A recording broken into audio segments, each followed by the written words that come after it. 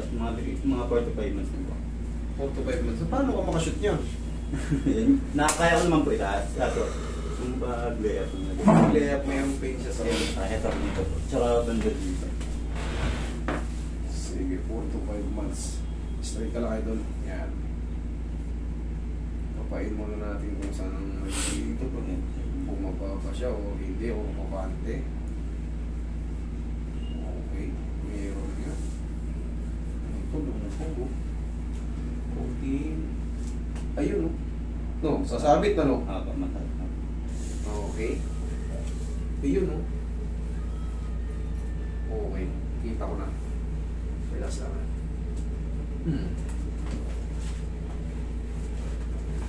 Kumabagi ka, idol. Siguro may hinata ka. Ayan, no? Straight lang.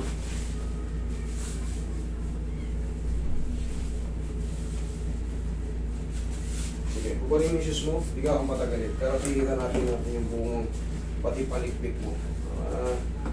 Sulit yung ano. Yan, hindi ka akong matagalin. Tagilid lang muna ito. Yan. Sige, yan.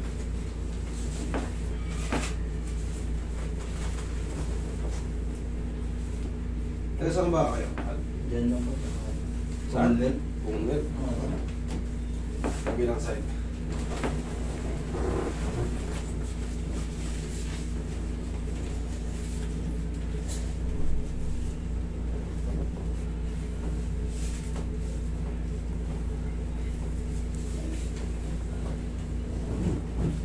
Okay ka pa.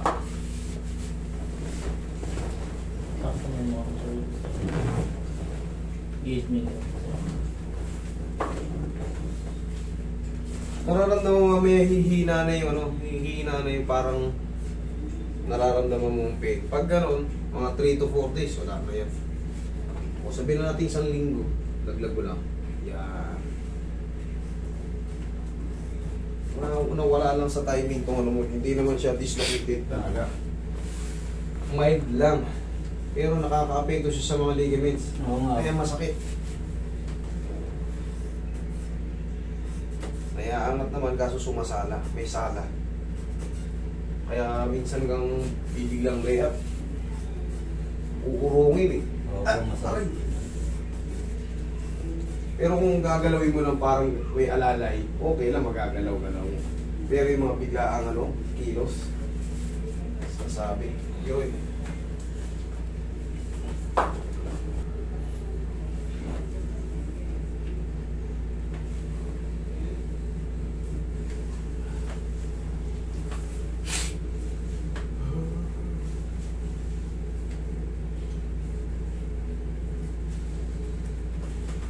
Ihaya ka, sir.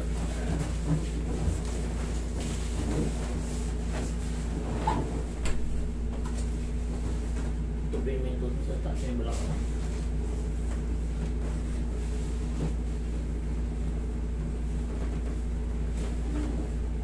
Dalawa Yan, kayo. sa tiyan. Yan, laglag mo lang. Laglag mo lang. Yan, okay. Inhale. Exhale.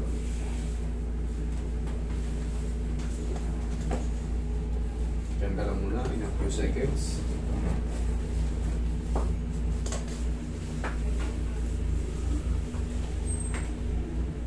Okay, sige po kasi.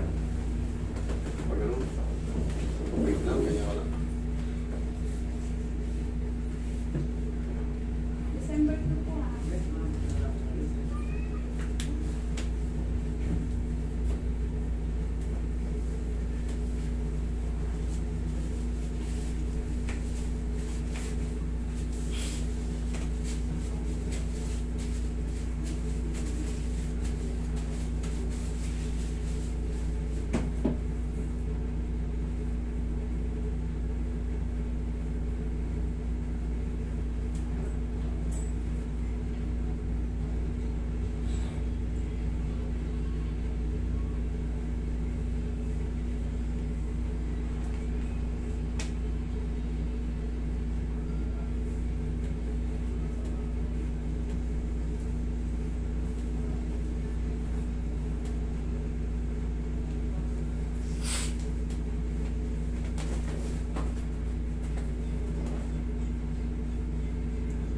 Relax na, laglag lang.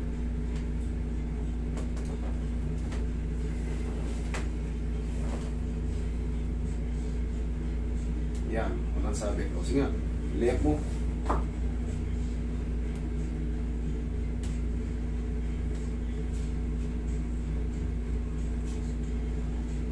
Okay na. Pag yung dito sir. Dito sa muscle. Oo. Okay. Sa mga muscle, pangka, ano na to? Basic na to. Kasi ito, wala nang joint to. Wait lang. Pag dito sa mga muscle, yan. May matitira pa tong pain. Kumbaga, may maliit pa na pain. Huwag lang yung talagang hindi nagbago. Pag inangat mo, masakit pa rin.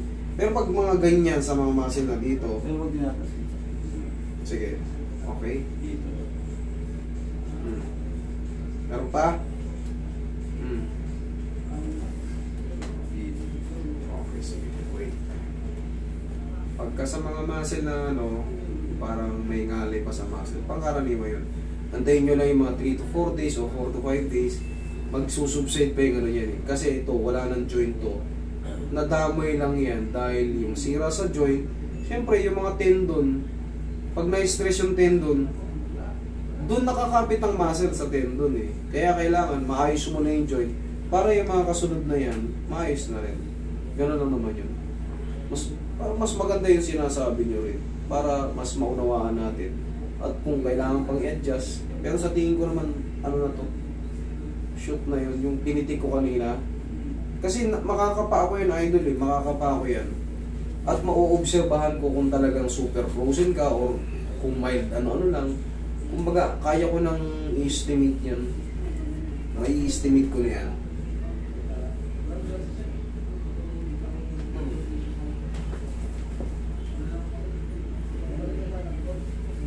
Pag ganito yung kanina ginawa ko, hindi pangat. Yan.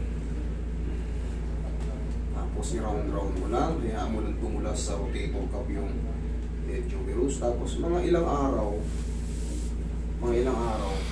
yung mga nararamdaman nyo pang may iwan dyan, dire-diretso na yan. Okay? Matas mo nga.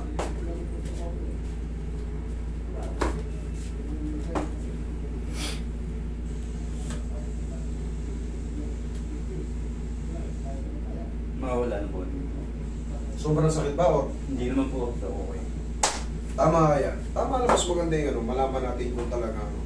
Pag maliit na lang yung mga naiwan, pangkaraniwan yun, siyempre yung susubside pa yun. Pero kung the same pa rin, wag.